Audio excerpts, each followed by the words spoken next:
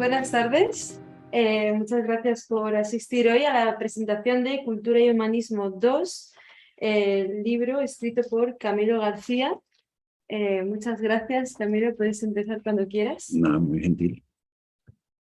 Bueno, primero que todo quiero agradecer a la librería Meta que me ha acogido siempre generosamente para presentar mis libros y para promover la venta y la publicación, la venta de los libros, que me haya permitido pues estar nuevamente con ustedes aquí en este espacio del saber, de las letras y el pensamiento filosófico, porque esta librería pues es una librería especializada en textos filosóficos sobre todo, ¿no? Es la segunda vez que estoy con la librería. La primera fue para presentar mi primer libro, Cultura y Humanismo, hace 1 año y medio, ¿no? Que lo hicimos vía virtual porque en esa época pues estaba la situación de la pandemia, ¿no? Bueno, hoy les quiero hablar brevemente de mi segundo tomo de Cultura y Humanismo, que publiqué hace unos pocos meses aquí en España con la editorial Universo de Letras. Y que ha tenido, hasta donde me he enterado por la editorial, una recepción bastante buena por parte de los lectores, porque ya el público español me está comenzando a conocer un poco debido a la publicación de varios de mis libros acá, ¿no? Bueno, bien. Este libro, Cultura y Humanismo 2, tiene 74 ensayos en los que reflexiono y comento textos filosóficos, obras culturales, poéticas, literarias, obras de arte. Y analizo también de manera reflexiva algunos aspectos de la situación de los hombres modernos, ¿no? Es un libro, como el anterior, que se propone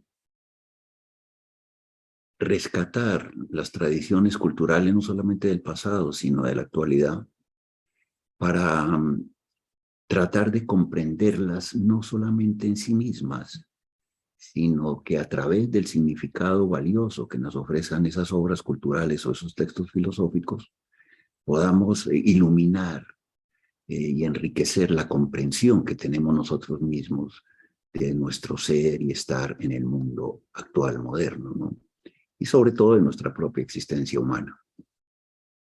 Porque las obras culturales o los textos filosóficos tienen la gran importancia que son vías que iluminan el camino a la comprensión de nuestro ser y del mundo que habitamos. Es a través de esas grandes obras culturales o de esos textos filosóficos como podemos encontrarnos a nosotros mismos, saber un poco quiénes somos y qué características tiene nuestra existencia en el mundo en que estamos situados, ¿no? Entonces, ese es un poco el sentido o el propósito que he tenido al escribir este libro y el anterior, que ya completan más o menos casi 200 ensayos, y que estoy preparando un tercero también para publicarlo el próximo año con unos 80 textos más para completar una serie de tres libros. Bien, voy a centrarme para hablar de este libro en un tema que trato en él. El tema es el tema del ser, del tiempo y de la existencia de los hombres.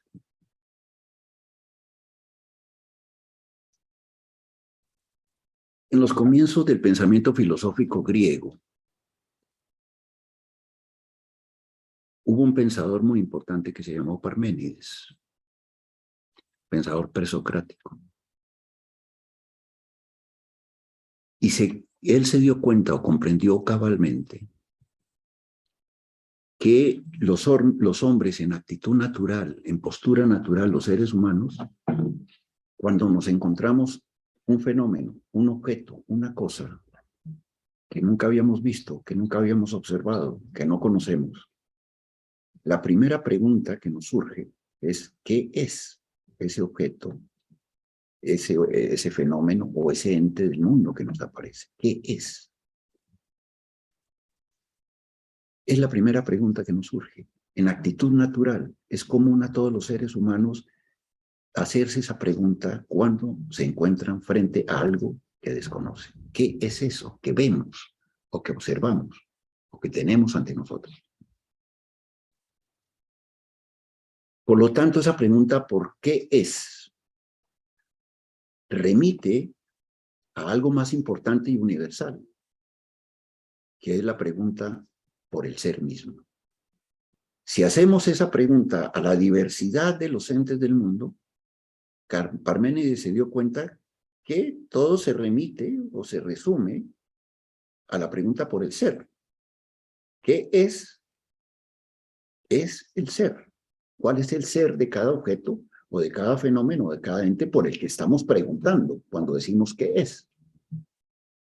Entonces Parménides, en un giro genial, pensó que habría que preguntar ya no por el ser de los entes concretos del mundo que vemos o que percibimos, sino hay que preguntar por el ser mismo.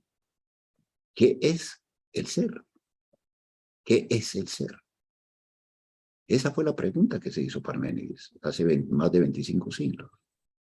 Y con esa pregunta contribuyó enormemente a inaugurar el pensamiento filosófico en Occidente, ¿no? ¿Qué es el ser? Importante pregunta. Y Parménides, después de formulársela, procedió a contestarla, ¿no? Y la respuesta que da Parménides, que es clásica, que sigue persistiendo a lo largo de la trayectoria del pensamiento filosófico, es la siguiente. El ser es lo que no cambia, lo que es permanente, lo que es incorruptible, lo que es perfecto. Es decir, esas propiedades o atributos del ser lo definen como tal, no tanto como una realidad empírica existente, sino como un concepto del pensamiento. El ser es un concepto del pensamiento que tiene esos atributos.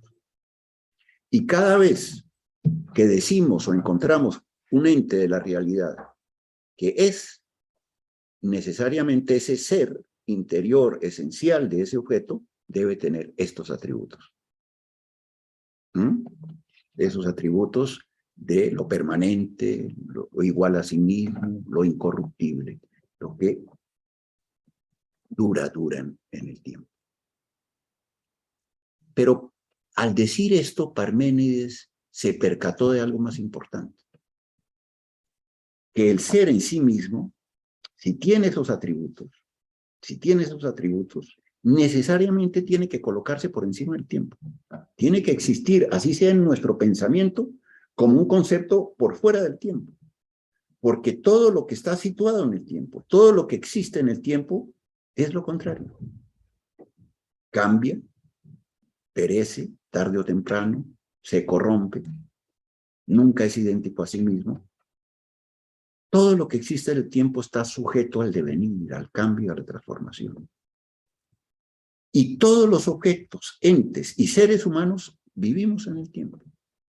Por lo tanto, esa definición del ser, de alguna manera, no es aplicable a ningún ente ni a ningún objeto de la realidad, porque todos invariablemente están situados en el tiempo, existen en el tiempo.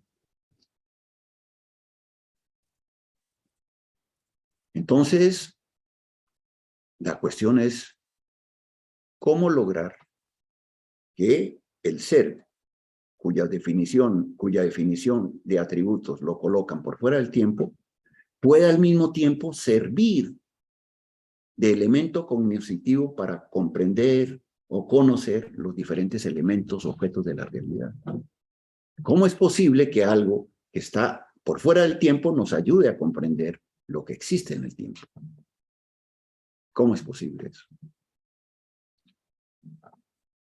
La respuesta está en que la única manera de lograrlo es dando un paso más, es temporalizando el ser. Es de alguna manera integrando el ser al tiempo para que podamos pensar todos los objetos y entes de la realidad a través del tiempo, a través del ser, perdón. Ese paso lo dio Heidegger a comienzos del siglo pasado.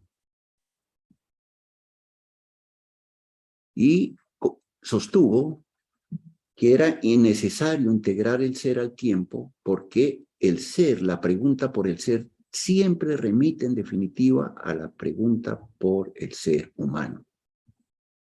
La pregunta por el ser es la pregunta por el hombre, es el hombre. Cuando preguntamos por el ser, fundamentalmente preguntamos por el hombre. Y como la existencia del hombre está situada en el tiempo, no hay una vida humana por fuera del tiempo. Toda la vida del ser humano transcurre en el tiempo. Tenemos que integrar el hombre al tiempo para poder comprenderlo. Tenemos que entender que el hombre tiene que integrarse en el tiempo, el ser del hombre en el tiempo, para poder comprender lo que es el ser del hombre. Porque si no integramos el ser al tiempo en que vive el hombre, no podremos nunca saber lo que es verdaderamente el hombre. Heidegger muestra que el hombre es un ser del tiempo precisamente porque estamos condenados a morir. Nuestro ser es un ser para la muerte. Tarde o temprano, el poder del tiempo nos vence y nos condena a la muerte. Y esa es la prueba definitiva de nuestra temporalidad. La muerte es el testimonio irrefutable de nuestra temporalidad. Pero como esa temporalidad de nuestra existencia está situada en el ser, o el ser se sitúa en esa temporalidad, la pregunta por nuestro ser se responde en primera instancia diciendo que somos seres temporales, seres para la muerte, seres condenados tarde o temprano a morir. Esa es la primera pregunta. El ser humano es un ser para la muerte, dice Heidegger. Y es a partir de esa premisa o esa respuesta que puede el ser humano comprender su existencia y comenzar a analizar todos los demás aspectos de esa existencia. Si no tenemos presente ese horizonte de nuestra muerte que marca la finitud, que marca nuestra temporalidad, la existencia de los seres humanos no sería comprensible, precisamente porque no sería humana.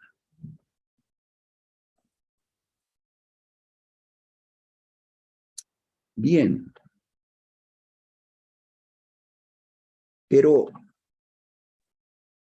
en la historia de las civilizaciones y de las culturas, los seres humanos desde hace muchísimos siglos han sido conscientes de la temporalidad de nuestra existencia.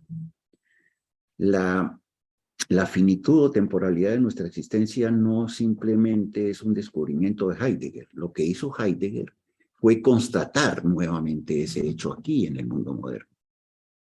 Poner de presente, de manifiesto de nuevo ese hecho ante la crisis de las imágenes religiosas del mundo.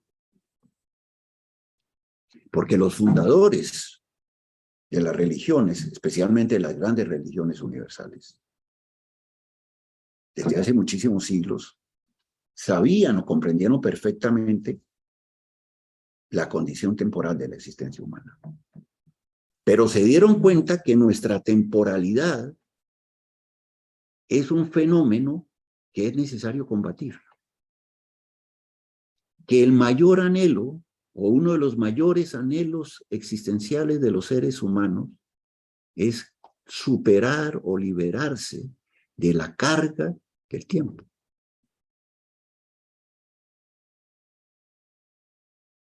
El gran poeta francés Charles Baudelaire, en el siglo XIX, en su poema Tiempo, que hace parte del libro Las Flores del Mal, también constató este hecho con mucha claridad,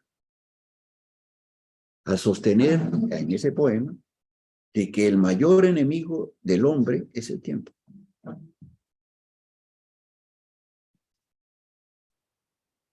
Y es ese enemigo el que el hombre se propone vencer por diferentes vías. Para Baudelaire había dos vías para vencer o combatir esa carga del tiempo, ese paso corrosivo del tiempo que nos lleva tarde o temprano a la muerte. Y era la poesía y la fiesta colectiva. Pero eso es para Baudelaire, que es un poeta moderno que ya no cree en la verdad de los relatos e imágenes religiosas. Porque Baudelaire está situado en un mundo moderno en el que las imágenes y relatos religiosos han comenzado a entrar en crisis, por lo menos en Occidente. En que, como dijo Nietzsche, así habló Zaratustra, para resumir ese fenómeno, Dios murió o ha muerto. Porque los hombres han comenzado a dejar de creer, a no creer más en la pretendida verdad de esos relatos.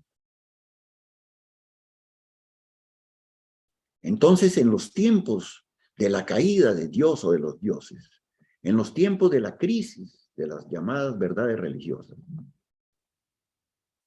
la cuestión para Baudelaire adquiere una dimensión nuevamente prioritaria, fundamental. Es necesario buscar nuevos caminos para sustituir a las imágenes o relatos religiosos que nos habían ofrecido una solución, una respuesta aparentemente satisfactoria a esa gran cuestión del paso corrosivo del tiempo que nos conduce a la muerte, que nos marca la finitud. Como digo, los fundadores de las religiones universales habían respondido de alguna manera a esa pregunta. La imagen o la creación de la imagen de los seres divinos, especialmente de Dios, de los dioses monoteístas, es una respuesta muy importante, culturalmente muy importante, que ha marcado el devenir histórico de los hombres. Formaron la imagen de un ser absoluto que reúne, encarna los atributos del ser que dio filosóficamente Parménides. Dios, los primeros fundadores de la religión crearon la imagen de un ser Dios, que es eterno, permanente, igual a sí mismo, que no cambia, que no perece, que vive por fuera del tiempo. Es el único ser que vive por fuera del tiempo, que está libre de la carga corrosiva y destructiva del tiempo. Es el Dios. Entonces, al imaginar o al crear la figura, la imagen de Dios, los fundadores de las religiones le dieron a todos los hombres una respuesta a esa gran cuestión de la existencia humana, que es la cuestión del tiempo.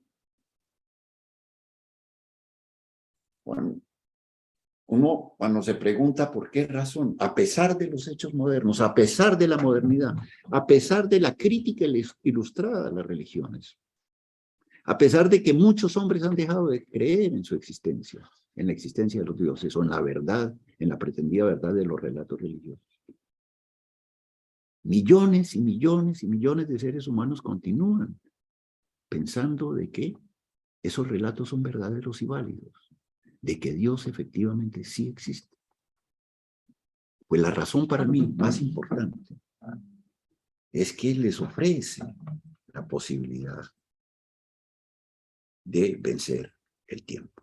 Dios es el agente, el ser que le ofrece a los hombres la posibilidad de satisfacer su deseo o aspiración existencial más profunda, que es la de superar, vencer o liberarse de la carga corrosiva del tiempo. Porque él mismo ya lo venció. Él mismo superó el tiempo, vive por fuera del tiempo, está por fuera del tiempo. Y le promete a los hombres que creen en él, que después de sus muertes naturales, temporales, después de las vidas naturales, temporales, aquí en la tierra, tendrán el comienzo de una nueva vida. Es así, igual a la de Dios, libre de la carga del tiempo, una vida eterna. Esa es la promesa. Esa es la promesa que arraiga, que convoca a muchos seres humanos, que llena el espíritu de muchos seres humanos. que realiza el anhelo profundo de muchos seres humanos. Cómo liberarse de la carga del tiempo, cómo vivir para siempre. Y como digo, las religiones dan unas respuestas que de alguna manera han sido satisfactorias para muchos hombres, ¿no? Pero como decía antes, en los tiempos modernos, la crisis de las imágenes religiosas, la caída de los dioses, la crítica ilustrada a los relatos religiosos, ha provocado que muchos seres humanos ya no crean tanto en la verdad de la existencia de Dios y de los relatos religiosos. Entonces, como decía, vuelve a surgir con mucha fuerza, vuelve a colocarse en primer plano la cuestión de llenar ese vacío dejado por el Dios caído. ¿Con qué vamos a reemplazar a ese Dios caído en el cual ya no creemos, o en el cual ya no creen muchos, para darle un sentido profundo a la existencia? Sentido encaminado a lograr vencer el tiempo. ¿Cómo lograr encontrar un nuevo sentido que sea igual o parecido a ese sentido religioso que llenaba las vidas de los seres humanos creyentes?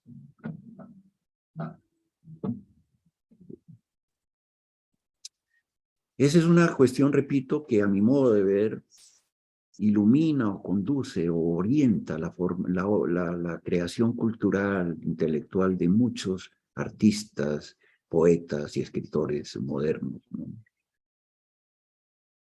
Es un sentido que marca consciente o inconscientemente la labor creadora de muchos autores en la modernidad. La búsqueda de un nuevo sentido que llene la existencia de los hombres después de que han dejado de creer en Dios, ¿no? Quiero referirme brevemente a un gran poeta colombiano, León de Greiff, que fue uno de los primeros creadores intelectuales y escritores y poetas en América Latina y en Colombia, por supuesto, que a comienzos del siglo pasado asumió con mucha conciencia esta cuestión, la interiorizó en su espíritu y comprendió la necesidad de buscarle un nuevo elemento que le diera sentido a los hombres, algo que sustituyera ese Dios caído. Y de Greiff pensó que una fuente de sentido que podría cumplir esa función era la música, género para él superior por excelencia, el mayor género artístico, porque le proporciona a los hombres la posibilidad de vivir por un instante o por los instantes que escuchan los sonidos de la naturaleza en silencio, o los sonidos de una bella pieza musical. Le dan la posibilidad de vivir en ese instante, la creencia de que ese instante es eterno. La ilusión de que ese instante no tiene fin, es atemporal, se libera del tiempo. Así como Dios le promete a los hombres después de la muerte liberarlos del tiempo viviendo eternamente a su lado. Entonces, ¿por qué? Además, para de Greiff, esto tiene esta posibilidad de sentir. Porque la música, cuando se escucha en la noche, el símbolo de la noche es importantísimo en de Greiff. Cuando se escucha en la noche, en silencio, sin interrupciones, esos sonidos libremente se extienden por el mundo y llegan a cada persona que los escucha en esas condiciones. Los sonidos musicales de la naturaleza, del mundo, o los sonidos de una pieza musical. Cuando un hombre en silencio y en la oscuridad los escucha, logra vivir esa emoción intensa de encontrar plenamente el sentido, así sea instantáneo, pero eterno para su propia vida. Por eso, para de Grave, al contrario que para Platón en su famoso mito de la caverna, es necesario sumergirse en la noche para poder encontrar el sentido del mundo y de la vida a través de la música, para poder integrarse al ser profundo de la música, que es el ser profundo del sentido de la vida humana. No se necesita ver con claridad las cosas de la realidad, como le ocurre a los esclavos de la caverna que tratan de salir para poder ver la luz, y así, con la ayuda de la luz, ver con claridad y distinción la diversidad de objetos o entes que hay en el mundo. Para de Grave es al contrario. Se necesita regresar al fondo de la caverna, a la oscuridad absoluta de la noche, para poder, sin ninguna interrupción, escuchar los sonidos de la música. Y de esa manera, encontrar la plenitud del ser o del sentido del ser, de sí mismo, del ser humano. Esa es una respuesta que ofreció de Grave a este fenómeno, a este hecho capital del mundo moderno, que es, como digo, lo resumió Nietzsche, la muerte de Dios. O sea, la crisis de las imágenes religiosas del mundo. Pero hay otras respuestas que en el mundo moderno otros autores han dado. Quiero mencionar brevemente la que dio Sartre en su capital libro El ser y la nada. Allí Sartre comprendió o se dio cuenta o sostuvo que la existencia de cada ser humano es una existencia contingente, que somos seres contingentes, que podemos haber nacido o no, que podemos ser o no ser. Nuestra existencia no obedece a ninguna necesidad, ni a ningún destino, ni a ninguna voluntad superior. Somos hechos absolutamente contingentes del mundo.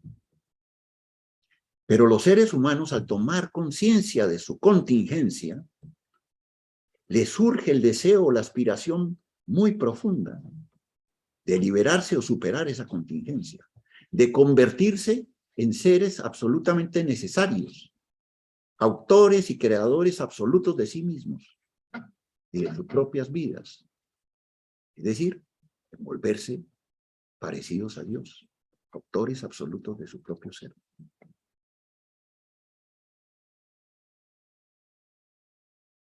Lo que dice Sartre en ese momento es que el hombre, después de la muerte de Dios, lo que hace es tratar de proponerse cumplir la función de Dios, hacerse Dios o parecido a Dios, en tanto pueda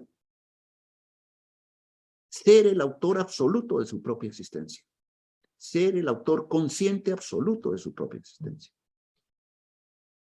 Pero a lo largo de más de 800 páginas del libro, Sartre va a demostrar de que ese anhelo o esa aspiración humana nunca se va a poder realizar.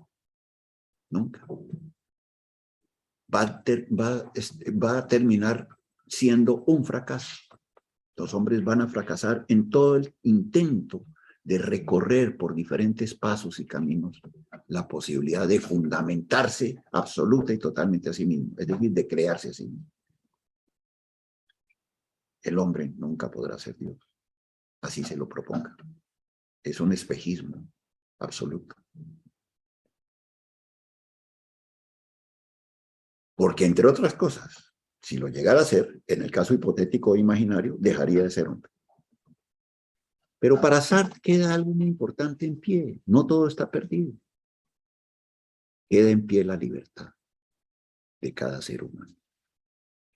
Porque así como para Heidegger los hombres estamos condenados a morir. Para Sartre le replica a Heidegger diciéndole, no, los hombres estamos condenados a ser libres. Somos libres de principio a fin en el tiempo de nuestra existencia. La libertad es un atributo consustancial a nuestro ser. Formamos nuestro ser en el tiempo que dura nuestra vida, en la medida en que nos damos proyectos o planes que orienten esa vida en el tiempo, que elijamos posibilidades para realizar esa vida.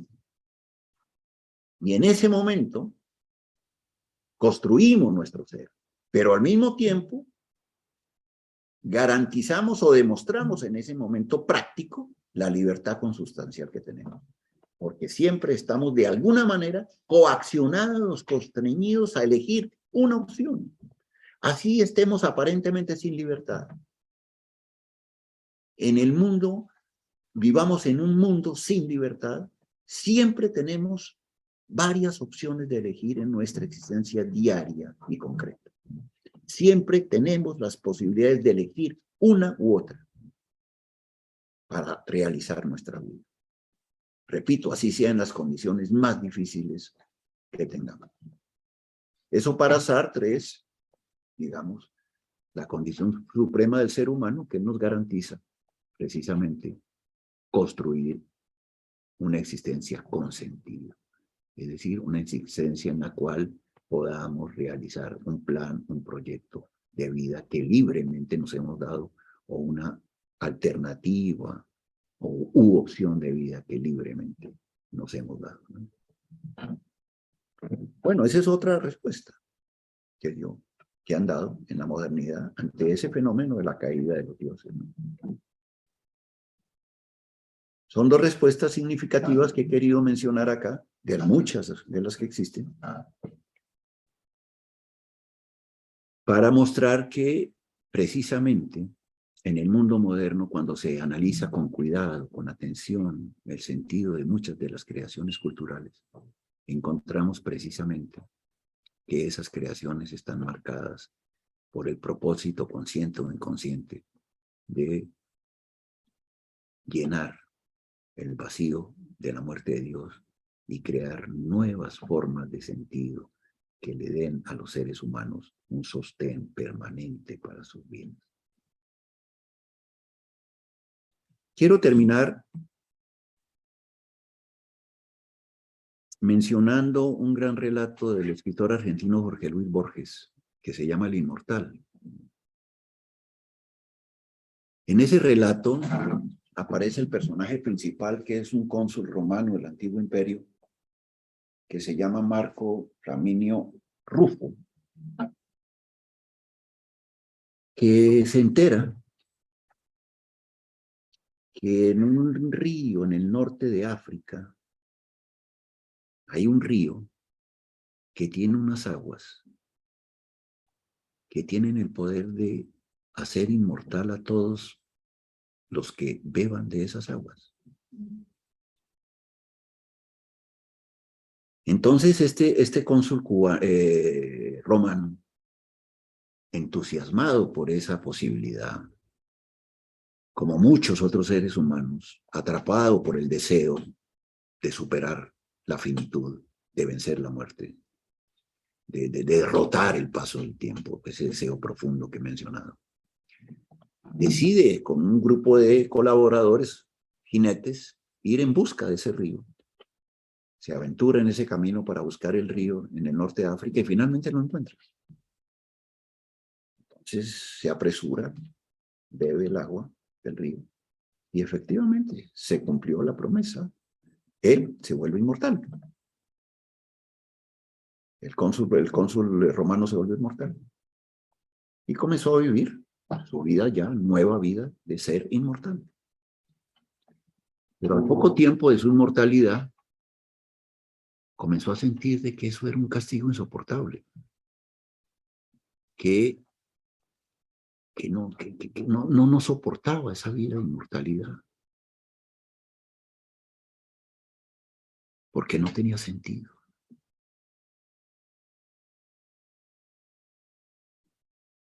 que estaba vivo, efectivamente estaba vivo porque era un ser inmortal, pero al mismo tiempo estaba muriendo, estaba muerto porque no encontraba un sentido para su vida. No encontraba un sentido para su vida. Pues hay que recordar que todo sentido que le damos a nuestra vida es un fin de esa vida. El sentido es el fin y el fin es el sentido. Y una vida sin fin, al final es una vida sin sentido, increíble y paradójicamente. Una vida sin fin, eterna, que supera el límite del tiempo, al final termina siendo una vida sin sentido. Entonces la pregunta es, ¿vivir eternamente sin sentido o vivir temporalmente con sentido? Eso es un poco el dilema que deja en la narración de Borges. Eso supone, por lo tanto, algo que ya Heidegger había planteado. El sentido que le demos a nuestra existencia depende o presupone nuestra temporalidad. Somos seres finitos por excelencia y por lo tanto, gracias a esa finitud y temporalidad, podemos darle un sentido, un fin a nuestra existencia. Sartre habla de elegir un fin, de elegir un proyecto. Pero le podemos dar un fin, gracias a nuestra temporalidad. Y cuando somos conscientes de esa temporalidad plenamente, adquirimos la libertad y la autonomía para que ese sentido que le damos o que buscamos y le damos a nuestra existencia sea nuestro sentido, sea una construcción de nosotros mismos, libremente, como lo remarcó Sartre. No es el sentido que nos proviene de Dios con su promesa de salvación eterna. No, es el sentido que nosotros de manera libre y autónoma le damos a nuestra vida, sabiendo de antemano, siendo conscientes de que estamos condenados a morir tarde o temprano. Sabiendo conscientemente nuestra finitud. Por lo tanto, la finitud, la conciencia de nuestra finitud temporal, de nuestra mortalidad, es la condición fundamental para encontrarle un sentido que le haga de nuestra vida llevadera, que la sostenga en pie el tiempo en que dura en esta tierra. Porque realmente lo que nos mantiene vivos no es solamente nuestra naturaleza original. Lo que nos preserva vivos en el tiempo es el sentido que le demos a nuestra vida. Eso es lo que nos garantiza realmente el sentido profundo humano de nuestra existencia. El sentido que le demos a esa vida. Bueno, con esto quiero terminar una breve exposición sobre uno de los temas que trato en el libro de Cultura y Humanismo 2. Si tienen alguna observación, alguna pregunta, bien, quedo a disposición de ustedes.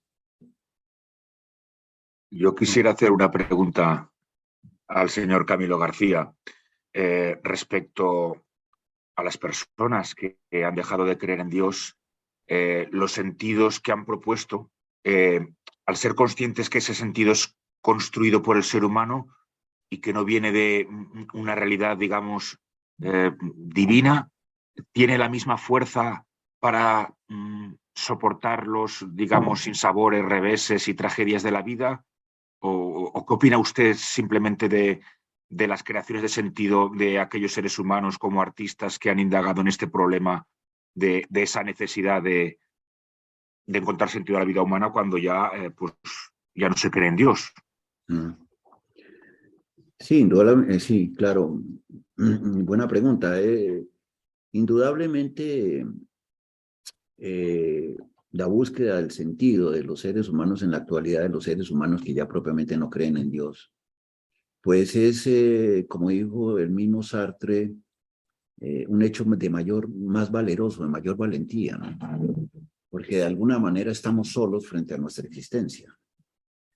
Estamos condenados a ser libres, pero desde ser libres obligados al mismo tiempo a buscarle nosotros mismos un sentido a nuestra existencia para hacerla, como usted dice, llevadera, soportable, para poderla sostener en medio de las dificultades, penalidades que obviamente la atraviesan.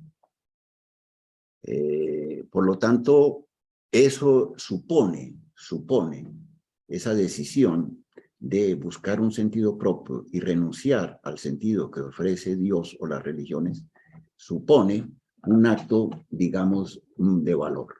Es un acto de valor. El mismo Sartre lo sostiene, ¿no?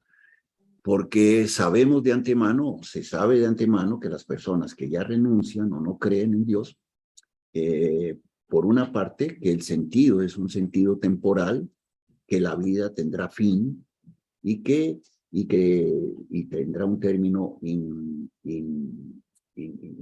insuperable, ¿no? Y ese hecho, como le digo, puede ser doloroso para muchos seres humanos. Para otros no.